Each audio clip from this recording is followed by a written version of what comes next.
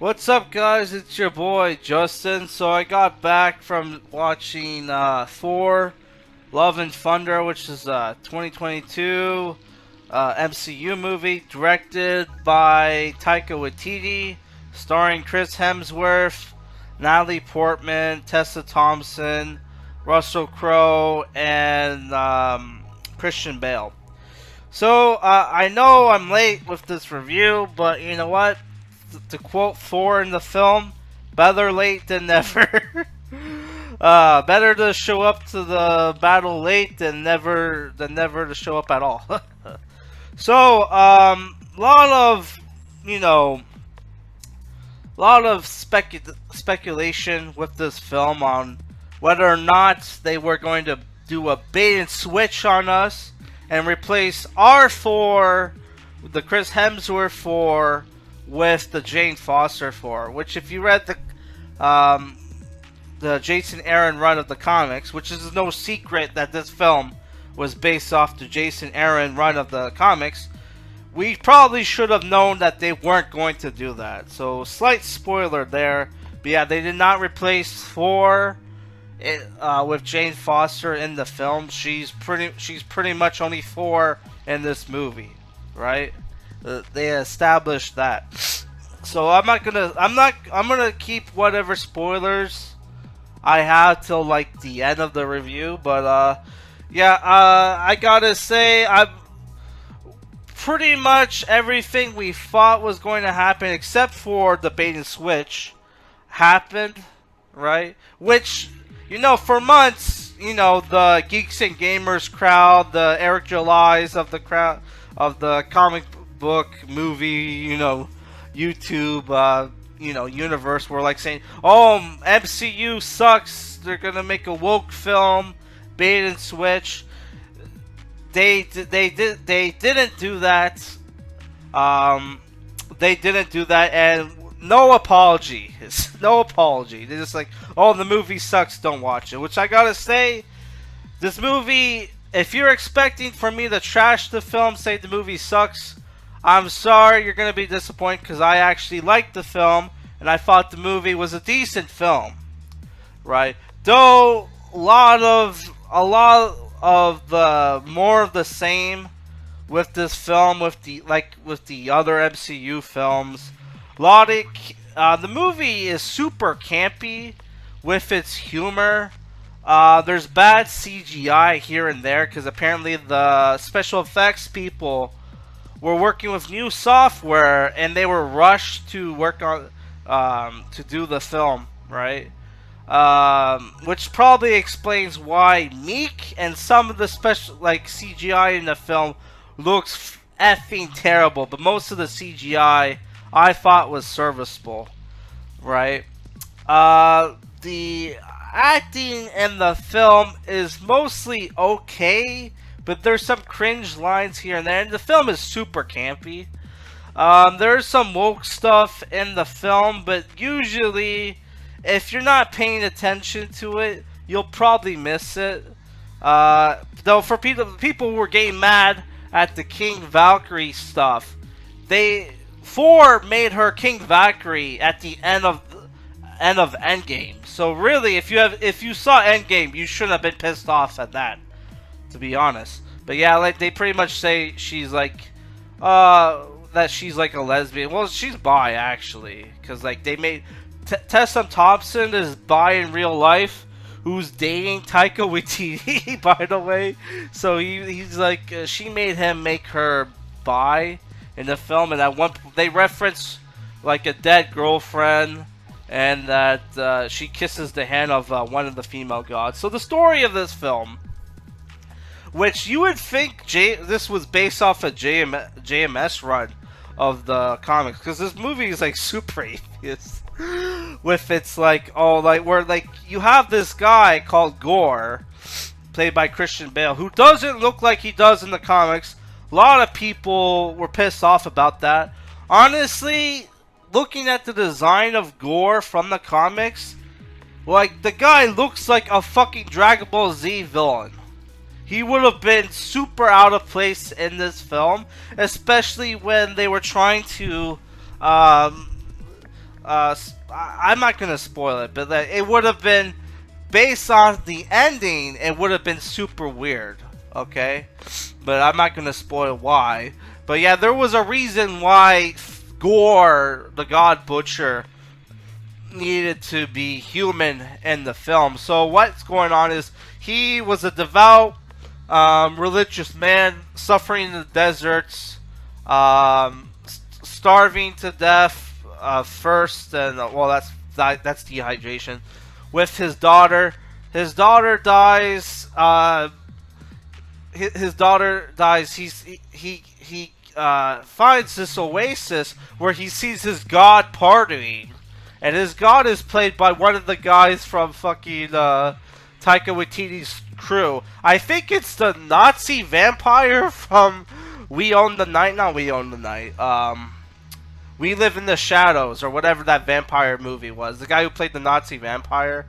What was his name? Christoph? I can't remember. I didn't like that movie, to be honest. I think a lot of people, for the same reason why a lot of people should be. A lot of people are going to kick themselves in the head months from now from Eric July's crowdfunder. A lot of people were probably kicking themselves in the head for funding that vampire movie, considering how it made the people who made that film got super rich and now are making Hollywood fucking movies. I bet you guys are pretty fucking feeling pretty stupid. If not, you should be. To be honest, but yeah, like the stupid god makes fun of Christian Bale's character to his face, like, yeah, I'm your god, fuck your people, fuck my people, I will find new people to worship me. I'm celebrating because I killed this asshole who has a god slaying sword called the Necro Sword. So as he's about to kill Christian Bale grabs the sword. This is the beginning of the movie, by the way. The Necro Sword, which corrupts its users and kills his god and makes the vow that he's going to kill all gods. While that's happening, Jane Foster is dying of cancer, which happened in the comics, and she goes to Asgard, New Asgard, run by King Valkyrie, to find Mjolnir, because she read in a book that Mjolnir has healing properties and maybe could heal Jane of her cancer, which she's died of. Which, by the way, you get a cameo from Darcy, super chubby nowadays, super chubby. She was kind of chubby in, like, you know, the last film, but she's gained some weight. Yeah, so Jane Foster becomes the Mighty Thor. So, other shit that happened is that Thor is hanging out with the Guardians of the Galaxy, saving some people from, like, space bikers that have, like, hawk heads, right? And you see him, and his Ravager's outfit looks just like the Eric Masterson Thunderstrike costume from the 90s, which I reviewed, Thunderstrike, so make sure to check that out. And I'm really kind of pissed off that we wanted, since, I don't know, Endgame or the Infinity War, we Thor fans and Guardians of the Galaxy fans wanted a fucking movie where Thor and the Guardians of the Galaxy team up for a fucking feature-length film, and the most they gave us was 5 to 10 minutes, something along those lines, right? And it's really fucking annoying that they fucking, a lot of people thought, like, a lot of I don't want to say normies, but people who don't read comics.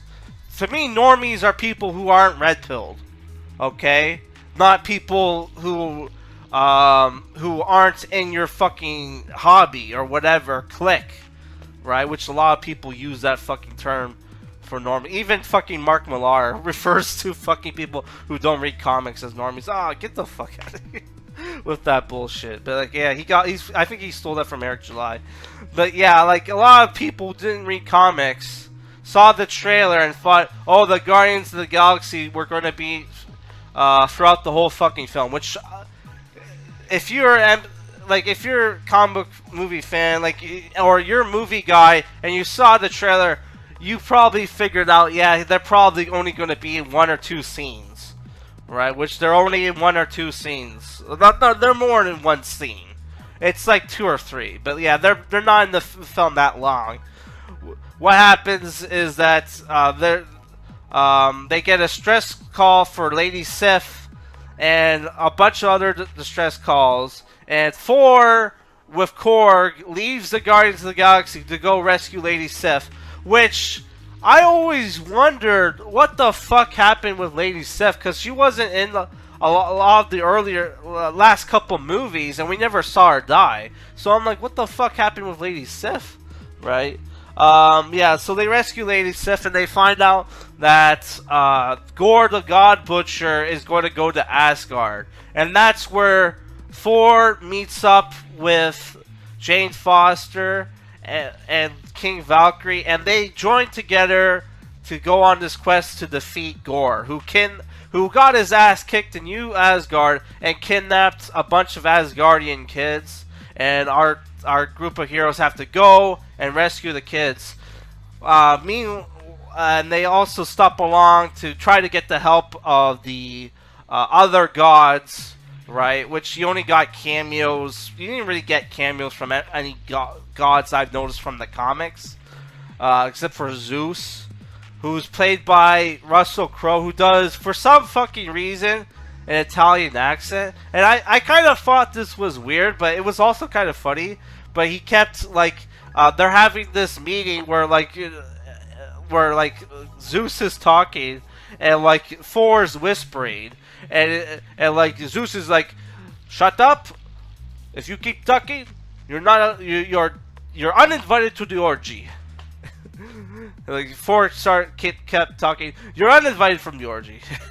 What the fuck are you bringing up orgies in like a fucking kids movie with the referencing of homosexuality and stuff? Okay, that's kind of normal nowadays in fucking like Disney movies and whatnot to bring that stuff up in kids films. But like, okay, you're bringing up like orgies in what's supposed to be like a fucking kids film. What the fuck, man? I thought that was, it was funny for me as an adult, but like for this movie that's supposed to be a kids film, bringing up orgies, what the fuck? Yeah. So I thought that was super fucking weird, but yeah. Yeah, which they there's a funny thing that happens where yeah. So I'm gonna spoil shit, but like if you want to know my range, it's a 6.5 out of 10, right? So yeah, they do this thing where Zeus makes you think. They do this thing where they make you think that Zeus killed Korg, which Korg had a pretty cool death scene where he's like, "Oh, Thor, I'm perishing," which is a reference from Thor Ragnarok, right? But it turns out part of his face was left together, so like it was still intact, so he's able to grow a new body at the end of the film. And you find out through a song that the Korg's race of people are only men, and they reproduce. They reproduce over a volcano. So you find out, oh, Korg is gay. Which they also reference that Meek was a woman. Which Meek, who's bad CGI, by the way. Meek is supposed to be a dude if you read the fucking comics, Red Pen Hawk, and he fucks one of the Brood, which are like all female, right? So he fucked, you know, he was a dude, right? Yeah. So, yeah, so what else? Oh, also, there are 2 post-credit scenes in the movie where they introduce Hercules, and then Jane Foster, who died in the film, is in Valhalla, right? Which is one of the reasons why we know it's not being switched that they were gonna replace Thor with Jane Foster because she dies at the end of the film. And also the reason why Gore needed to be human because Gore, who uses his wish, which there's this thing where if Gore goes to meet Eternity, which is in the film, which is one of the cosmic gods in the Marvel universe, he'll be able to this movie has a lot of Dragon Ball Z references, which I don't know if that's intentionally or not, but he would be able to wish for all the gods to die, but instead of that, he wishes for his daughter to be back to life, and Thor raises his Gore's daughter because Gore dies right after making the wish because his Necro Sword was destroyed. And the movie's named Love and Thunder because the girl's nickname is Love, and Thor obviously has that thunder. So that's the why Gore needed to be human, because Thor adopts his daughter, and it would be pretty weird if Thor was running around with this alien squid fucking thing. Another Dragon Ball Z reference in the film was they fight on this small planet, and it very much reminded me of King Kai's planet from Dragon Ball Z. So a lot of Dragon Ball Z references in this fucking movie. Yeah, so I think if you're a Dragon Ball Z fan, you'll probably like this film. If you're a fan of the previous 4 films, you'll probably like it. But yeah, I don't know. I like the film, but I just think it's fucked up that they promised us a fucking Thor and Guardians of the Galaxy fucking movie, and it never happened, right?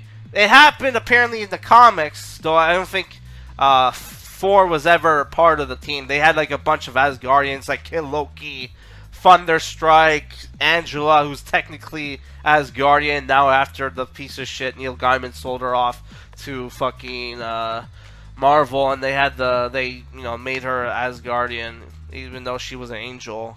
Angel's in her fucking name, retards. But yeah, so I don't know. Yeah, I don't know. I like the film, but if you don't want to see the movie because there's woke stuff, there's hardly any woke stuff. But there is some woke stuff. But you know what? You gotta put your politics aside and enjoy things, because especially if it's not because this shit's not going to go away. Okay, I think they might tone it down, but it's never going to go away. So you gotta live with it, right? So yeah, that's it for this review, guys. Like I said, it's a 6.5 out of 10. The problems with the movie is bad CGI, very campy, some bad dialogue over here, but I thought the action scenes were good. The drama of the film was great. The soundtrack was good. They had fucking Rainbow in the Dark by Dio. Holy fuck. Which they kept referencing that. referencing rainbows and shit. And I'm which kept reminding me of Rainbow in the Dark, but no way they're gonna actually have Rainbow in the Dark in the soundtrack. They had fucking Rainbow in the Dark in the soundtrack, which was one of my favorite Dio songs. After Holy Diver, of course. Holy Diver. I forgot how that song goes. But yeah. I don't know. I think if you're a casual fan of the MCU, you'll enjoy this film. If you liked Thor Ragnarok, you'll definitely like this film, but yeah, 6.5 out of 10. By the way, I know I had a poll that I was going to review either Crimes of the Future or James Wood movie. It's going to be a James Wood movie because I tried to watch Crimes of the Future. I almost finished the film, but the movie is super degenerate, and there's some really bad subtext in the movie. There's some shit in that film that's borderline Serbian film bad, if you know what I mean. And wow, my government funded this piece of shit? Fuck you. But yeah, no Crimes of the Future review.